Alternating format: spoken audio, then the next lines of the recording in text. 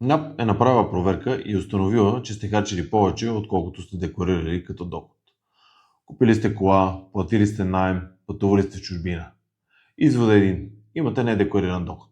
Какво се случва след това? По член 123, алинея 1 от Данъчно-осигурителния процесуален кодекс, когато органите по приходите установят, че имуществото и разходите на физическото лице явно и съществено надвишават декларираните доходи, се смята до доказване на противното, че разликата представлява облагаем доход.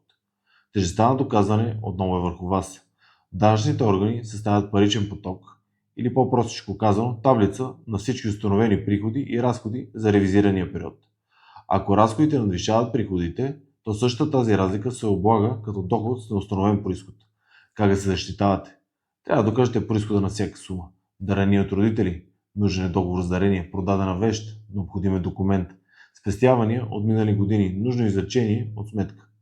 Получена в брой сума изключително трудно се доказва, без да разполагате с необходимата документация. Критично важно е да реагирате при получаване на искането за предоставяне на документи и писмени обяснения от НАП. Свържете се с нас. Линкът е в профила.